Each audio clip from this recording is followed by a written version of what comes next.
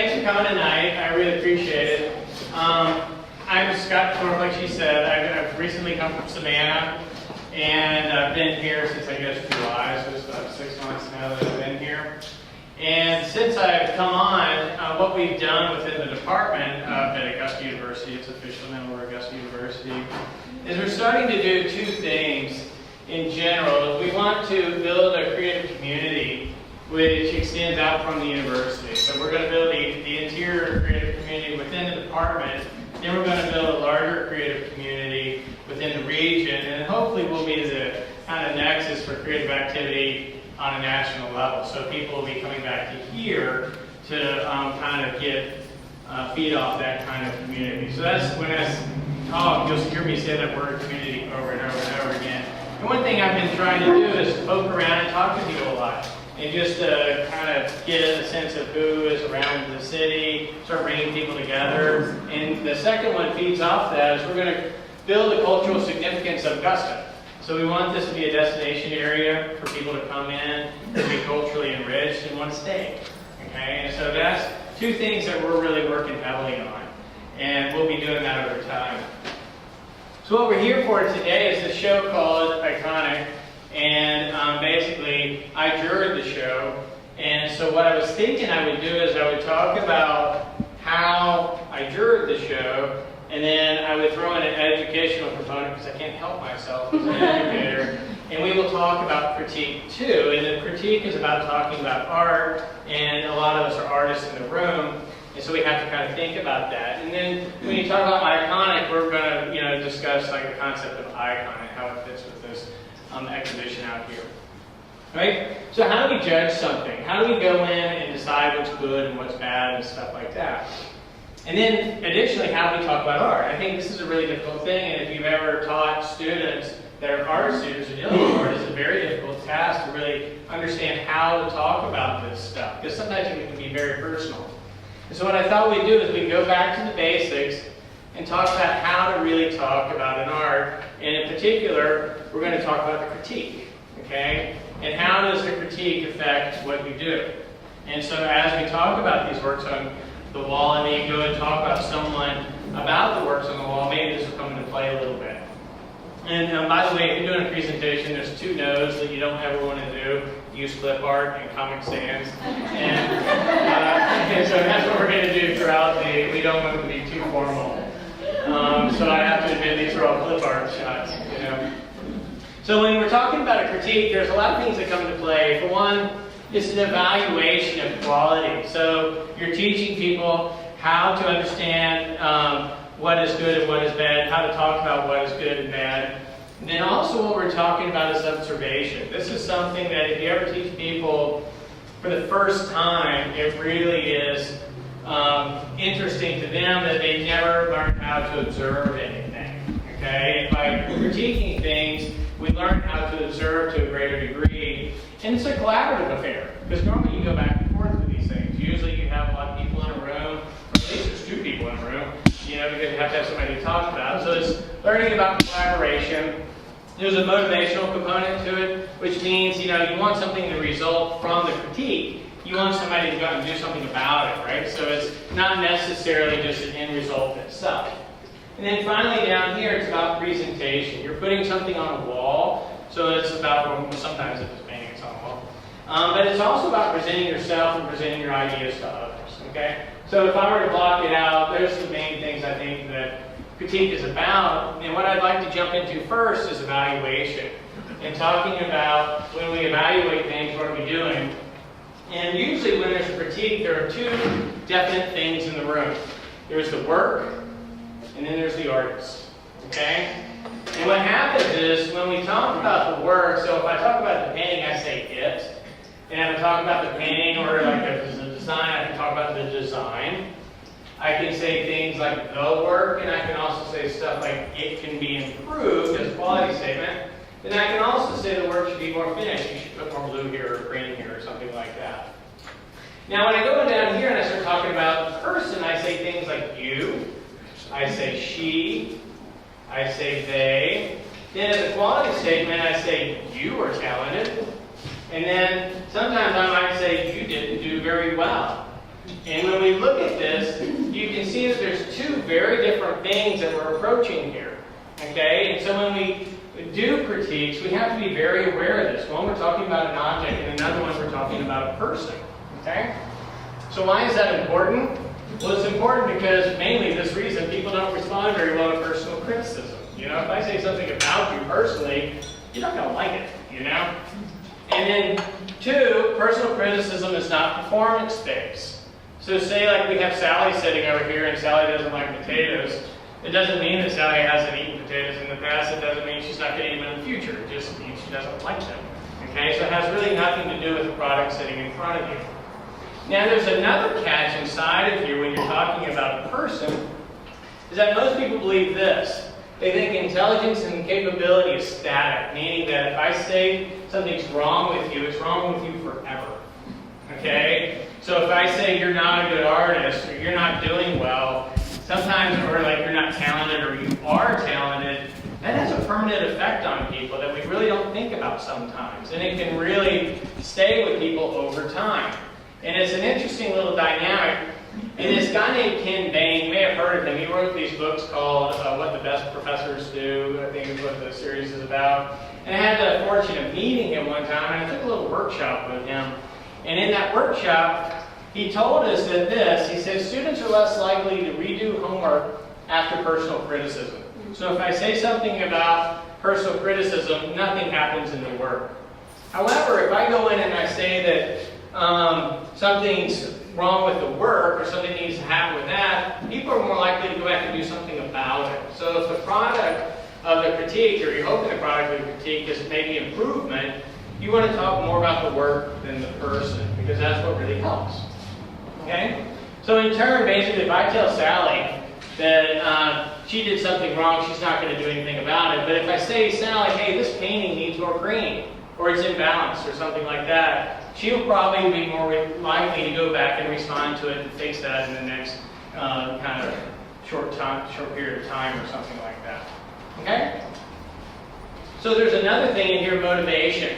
And this is really interesting because we really want to motivate people through critique. And anybody art educators, I know some people from Augusta University are here, yeah. But it's really interesting when you talk to people and you get done with the critique, you want something to happen, but a lot of times it doesn't. Okay? So motivation, how do we motivate people? A lot of people think that praise is a good way to motivate people. And it's really interesting because praise has these weird effects on people. Okay? So here's the idea. Praise usually helps people because it helps them not be intimidated by new challenges. That's kind of the goal. But sometimes it gets a little bit out of whack and we praise for a little bit of everything. So here she won a manicure for clearing her plate after dinner. And the goal there is really to minimize blows to people's self-esteem. So when we praise people for doing something that's really not noteworthy, what we're saying to them is that, don't worry, it's going to be okay, you know?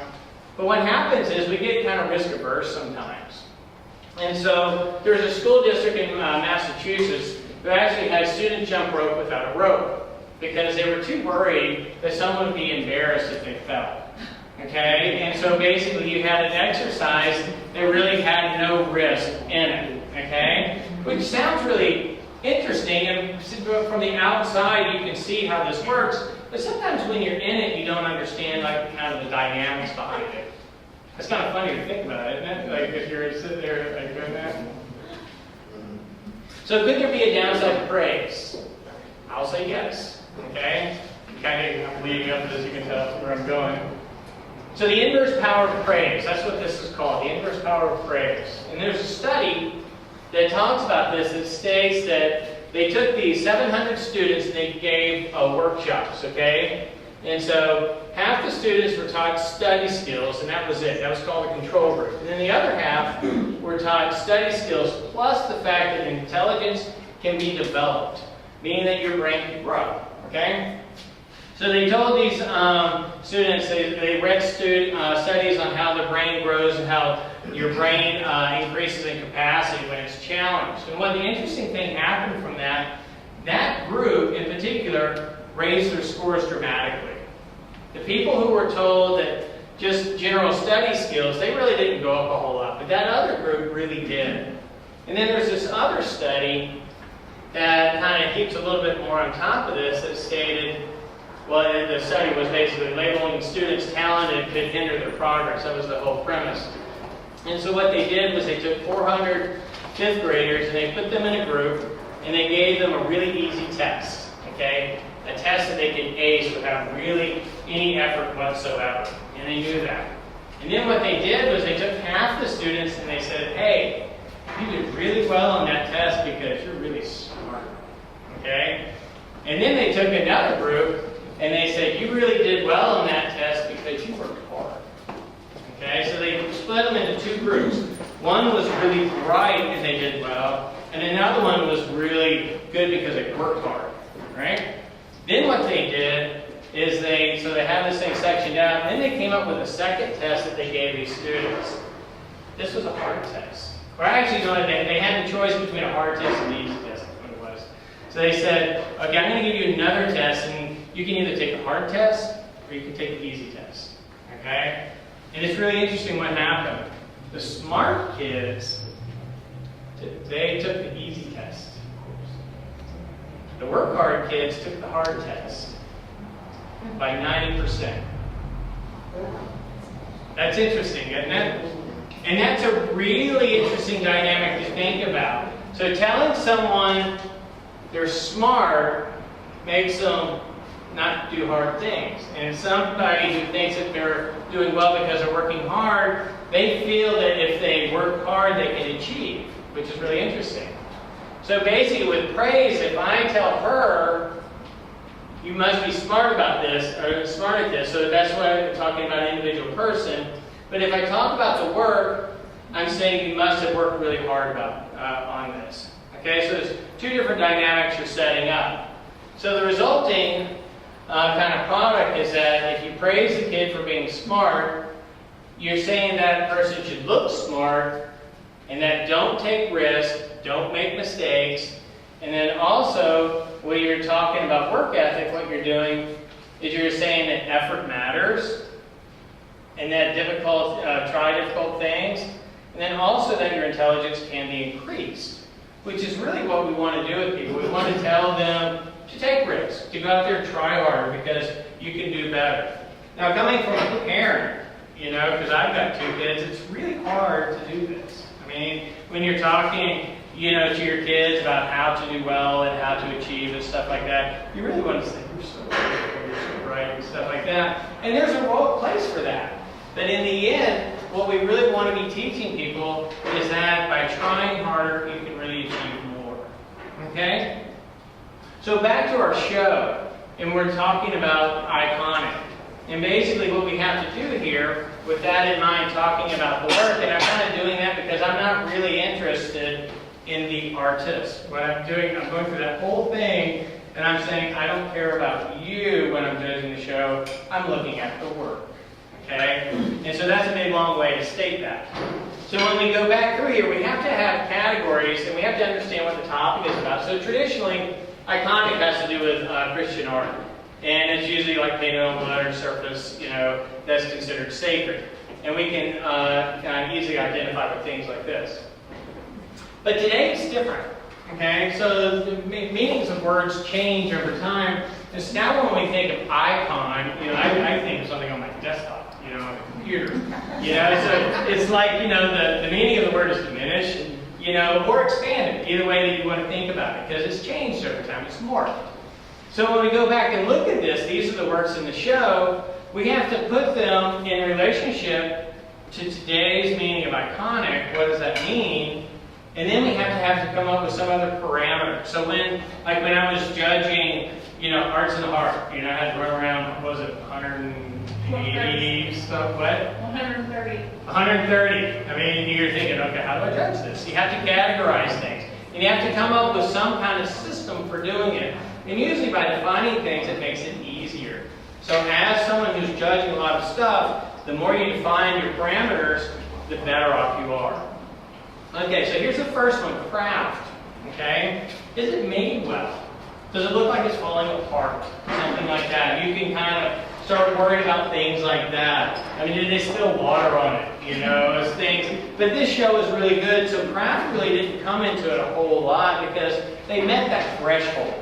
You know, when you're looking at a wide range of works, it seemed like the threshold was made by pretty much every work that was submitted. They were really good works in the show.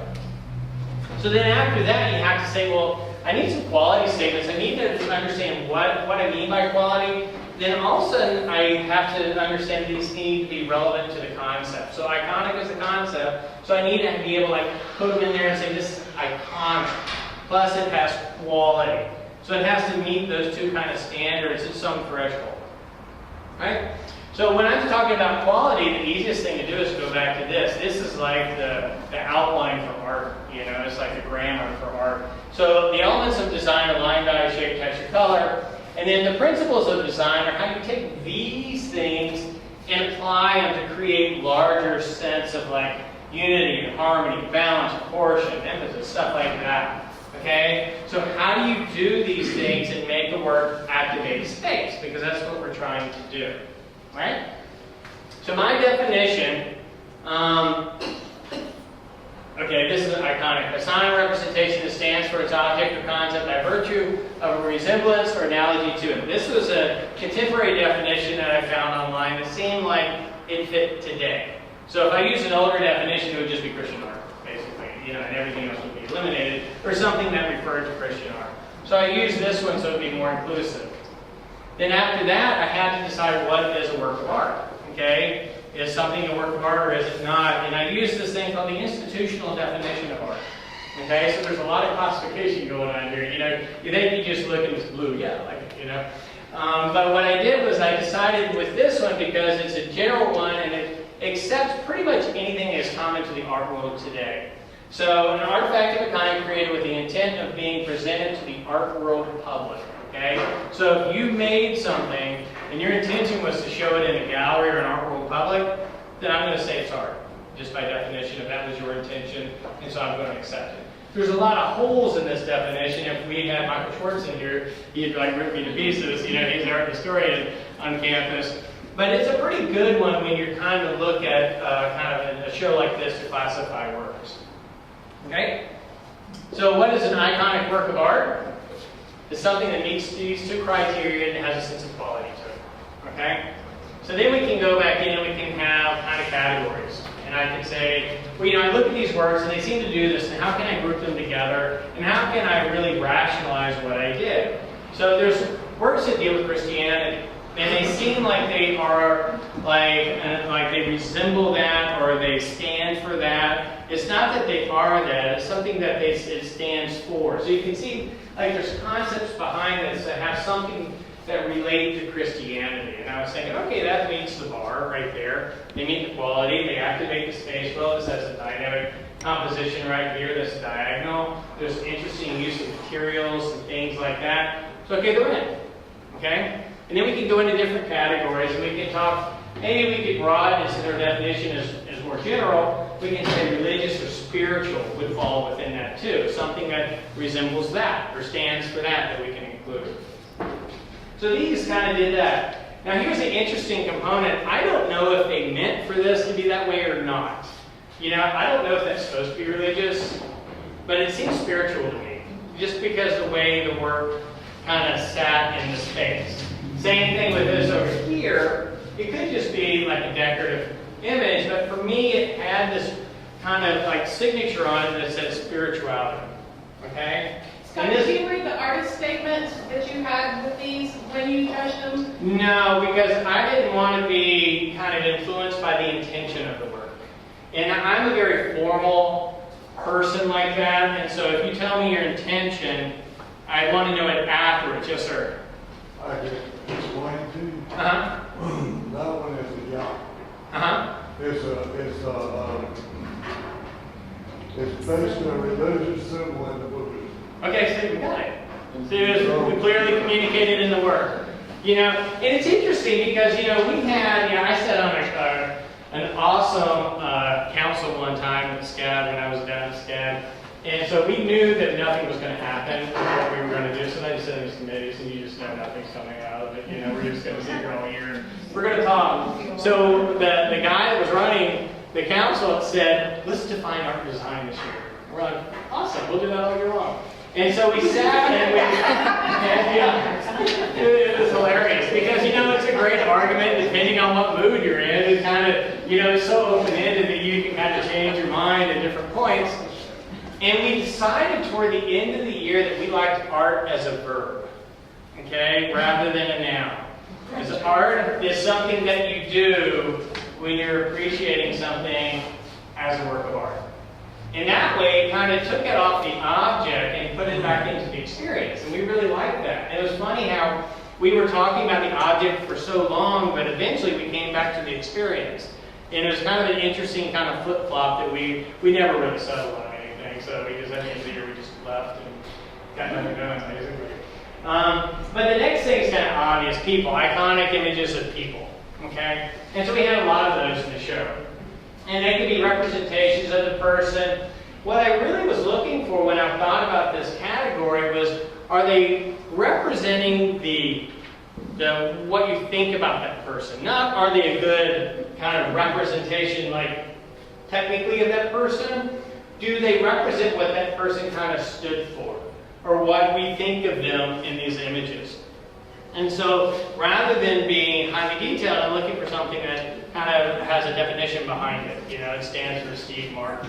You know, and it captures the sense of Ali. It captures the sense of Steve Martin and things like that. Negro and Poe. It was a hot year for Jimi Hendrix. He had a whole lot. And then emotion. I have one more question. I'm so sorry. Will you go back?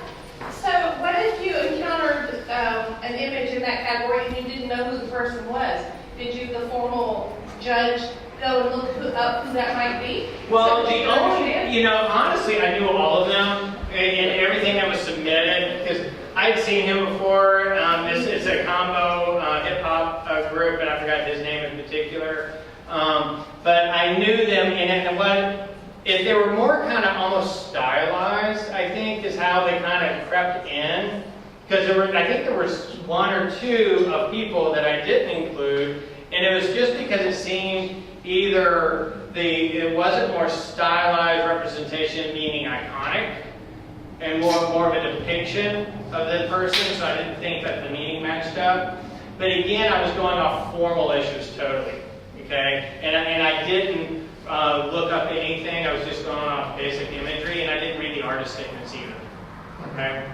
And that, you know, that could be a contentious issue that we could have an argument about, you know? It's one of those things when it comes to judging this, you have to choose how you're going to do it. And there's not necessarily a right or wrong about it, it's just the way you do it.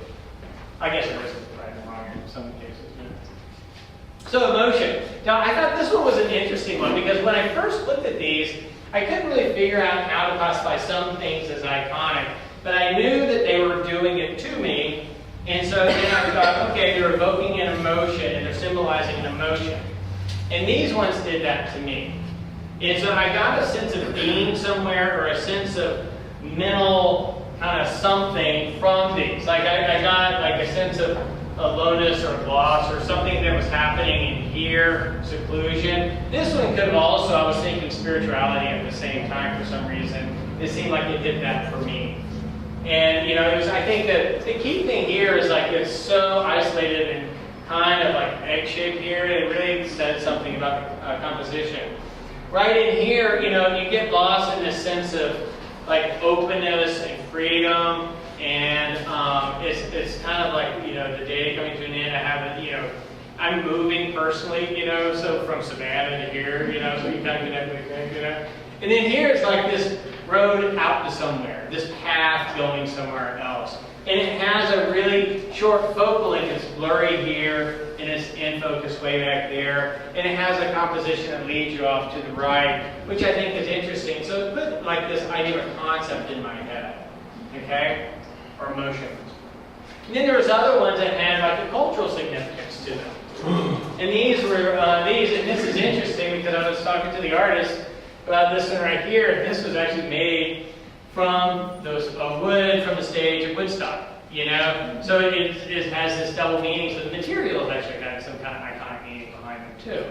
And so these kind of represented, you know, some kind of cultural significance inside of them. Not again that they were paintings of something cultural, but they had a meaning that was culturally significant. And I think, oh, and one more right here. And these fell in this final category of conceptual works. This one in particular seemed really successful in how it conveyed this kind of conceptual kind of component to it, because I thought there was a meaning behind it, but I didn't know the meaning, you know? And this one right here seemed to have a meaning behind it, even though I wasn't really sure of the meaning. It seemed like it had that. This one all clearly had a concept, you know? and so over here, this one seemed like it had a concept dealing with the globe and travel. And there was a body of works that this one, there's sculptural things out there that fell into a few categories that I thought were interesting. This one kind of plays back and forth because it has these little icons on top and then an apple back in the back. So it is playing with icons in a way. Then representation. Does it stand for something? This one is really interesting right here because one of the things I thought about this in the beginning, I thought, okay, it's an abstract work of art. But in reality, what it is a work of art made in an abstract style. Okay? So it really refers to a period of time in painting rather than being a painted painting as a forward painting. Does that make sense? So there's like a time in abstract art where it looked like this. And this kind of refers to that. But if this had been a more contemporary use of the painting and experimental, I don't think it would have fell in the category to put it in here, if that makes a difference. And then all of these kind of representations too. And so they seem more iconic than depictions of something in particular. And then finally, I think we have the objects. And these stand for these objects. So, you know, that's the ideal of that form. It seems like an ideal of that form, and that's an iconic type of architecture. And I chose those in there for that reason. And I think that's the last group right there. So that's basically about looking at works, talking to people about their work, and having it have an effect that you want, and then also understanding basically my train of thought, how I went through this, and how I categorized and justified including some things and not including some things. Because you always know, like Randy had told me before, you know, sometimes when you're a juror, you don't want to go to the reception. You know, it's nice to be there for you. You know, but it really, that kind of, you know, to do these things and to do them kind of like evenly, you have to have these parameters that you put up so you can say, you know, this kind of fell inside of here, it didn't fall inside of here. It's not anything about you. It's basically my definition locked me into this. And so that's a different way of looking at art and design and stuff like that. All right? Well, thank you for coming tonight. I really appreciate your time.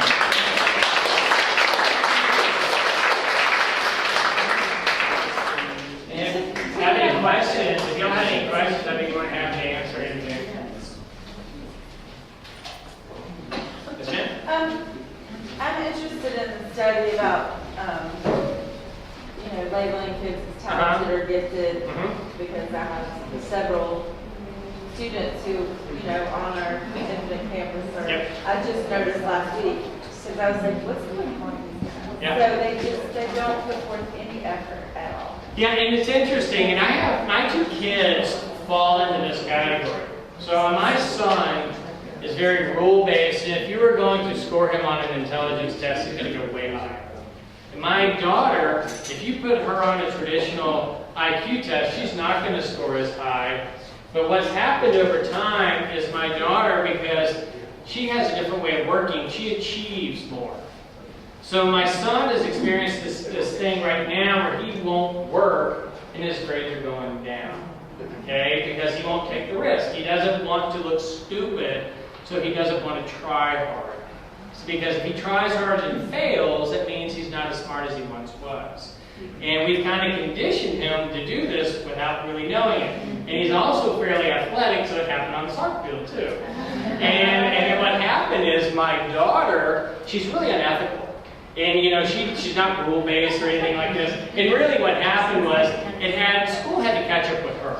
And so now she's used to working hard and being really diligent And all of a sudden, she's performing like crazy. You know, her teacher, like, she's the best in the class. But she'll sit there and work. Or my son will say, I worked. You know, that kind of thing. How old Yeah. is your son? He's 13. He's a primate. Yeah. But here's another thing. This is an interesting, because so when I was down at SCAD, I went there as my first semester of quarters. They're on the quarter system. I was my first quarter there. I was teaching Drawing 1, which is the introductory level drawing class. And I had this girl. She came up to me after the first class and she said, "I just want to let you know I'm terrified of this class." And I'm like, "Why? It's a drawing class." And she said, "I've never drawn before." And I said, "What? I mean, you just paid 40 grand in school and you've never drawn before?" She said, "Yeah, I like to shop, so I'm a fashion major."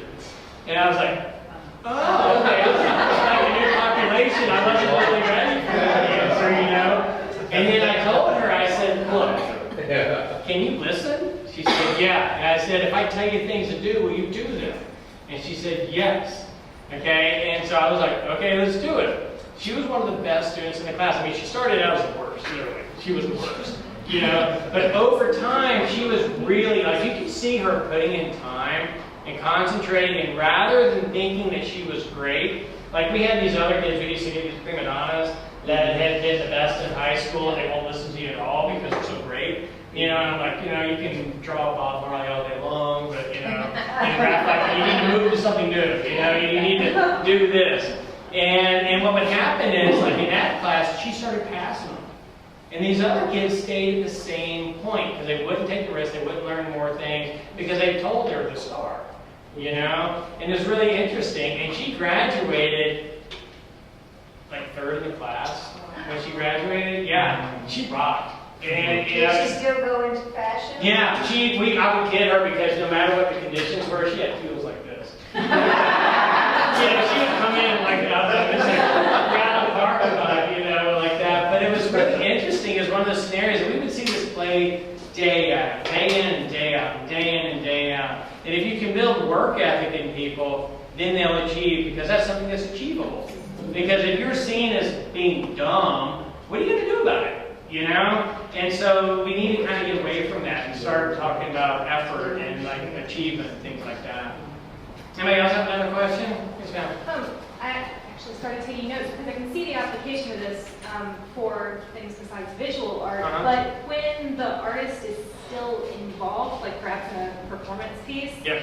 how do you avoid letting that personal, like if you can see that maybe what they've done is good, Yeah. but maybe they're falling short of their own ideas? Yeah. Okay, so here's the thing. So I have this critique method. It's called the Know You method, you know? And so what we did was, this was for like works on a wall, but you could do it for a performance piece too. So basically what I would do is I put the works on the wall. So we'd have like 15, 20 works on the wall. And I would say, okay, the first 4, you're going to talk about these 4. These people, you're going to talk about these 4, these, you're going to talk about these 4, and these, you're going to do the first one. So basically, you guys get the group. You go talk about that. Here's our criteria. You know, like we were talking before, these are the criteria, and you can't talk to the artist who made it, but you're going to judge it based on this criteria, and usually it's based on the assignment criteria. Either that, or we would say, well, let's come up with some criteria to deal with this first. And so we would never really talk to the artist during the critique. So what would happen is, once we did this, and they would get together and talk, then I would say, okay, pick one person, and that person presents for the whole group. So that one person, if there's 4 in their group, you would say, we talked about these 4. And this is what we found. And what happened was, because this person represented the group, and they had 4 words to choose from, and when they're talking, they had to formally write down because they didn't want to misrepresent the group's findings. And it kept them from getting too embedded in the artists themselves. And it became a very formal thing, and we never even talked to the artist in the room. You know, at a higher level, I think you probably want to start thinking about intention. So, like, there was this time when I was up in Baltimore. By the way, someone from my grad school is in the room right here. This city is amazing. Like, I was at a party at the Richard Herbert, someone from my high school was there. Yeah. Were you there at the table? it was kind of funny, but I was like, holy cow, I'm from high school. Yeah, but so when I was up in Anne Arundel County teaching at Anne Arundel Community College, I had this kid in the room, and he was kind of like this. You could tell he's a thinker, you know. And so we were doing this critique. He does these self-portraits, these abstract self-portraits that we're going over, and we were critiquing him, and he was seething. You know, you could just see in the background. He was trying not to say anything, but he was red. And I was like, okay, that's an opportunity. You know, like either he's going to kill me, or you know, it's going to be something great's going to happen here. And so I turned to him and I said, Mark, what are you thinking about? And he went off. You know, and he was like, how can you say that our self-portraits aren't what we say they are? Because I made it and it's about me. And I was like, that's a really good question right there. How can I judge your self-portrait when you made it and it's about you? And then I thought, and I was pretty quick, you know, I did something right for once, you know. And I said, I tell you what, Mark, let's go out into the hallway. And he was like, okay. And I said, Mark, you tell me what your work's about right now. Tell me everything about it. What do you want to convey to people? And he told me. And I said, okay, you've got to be quiet while we talk about your work. Let's go inside. And so we went back inside, and I told the students, because we hadn't covered this yet, and I said, okay, let's talk about Mark's work. It's right there. What do you think? What's it about? What's it convey to you? What does it say? What does it mean to you? And the things he was talking about and were wanting to do weren't happening in the work. Because they were saying, looks, you know, kind of confusing, it looks, I can't really remember exactly, I can't picture it in my head right now, but it wasn't hitting what he was wanting to hit. Then I turned to Mark and I said, was your piece successful? And he said, yeah. You know, because what he was wanting to tell people wasn't coming out. And really what you want to do is communicate what you want to communicate. There's opportunities to like communicate things widely and kind of have a variety of input or expressions happening. But if you really want to communicate and it's not happening, you need to go back to the drawing boards, those elements and principles of design and things like that, and rework it. Does that answer your question? Mm-hmm. That ties into the question I had. Did you ever go back and read the artist statements? Did they change what you thought? You know, I've been so busy that I didn't, and I should. And what I should do is I actually should go back and go through these, match up the artist statements, and then maybe give a critical analysis and send them back to the artists themselves. That would be nice. Would you like that? I read the artist statements as I was going around, and I'm a fan of the tweet-length artist statement, which is 140 characters, and that's because I think that that's a valid length for you to say what needs to. Excuse me. That's a valid length to say what needs to be said, and so they were very short, and I read them, and they helped me understand. And you were very on target with several of them, with like the vast majority. Yeah. Yeah. So that was surprising, and especially the one that was abstract when you said this is an icon of abstract art, which it was. That piece was taken specifically from to represent Jackson Pollock's art, and I was like, wow, this man is smart, people. I mean, I'm so happy to have him here. I don't know. That's Working hard. But it says a lot about the artwork itself, and it says a lot about the intelligence of the person putting it together, that they're doing what your student that you just gave the example maybe wasn't doing in his piece. These people are successfully communicating what they wanted to do. So you don't need an artist statement if your piece is But and it's interesting. I'm glad that was the case, because I was thinking, I hope that's the case. Because that's what I'm getting, and that person evidently was educated about the field. Right. And they knew the trends of the field and what was happening at the time, and to be able to portray that in a way that says that about the work. And that's when you really can communicate well. Anybody have anything else? Anything? All right. Well, thank you very much for coming, and have a great day.